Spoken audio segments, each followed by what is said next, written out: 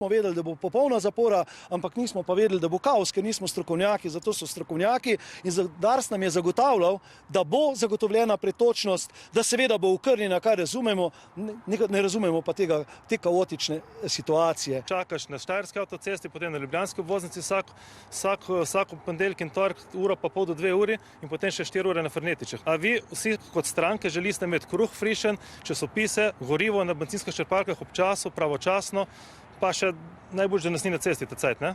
Od predsednika vlade, vodstva Darsa, ministrice za promet in ministra za notranje zadeve prevozniki zahtevajo takojšnje ukrepanje.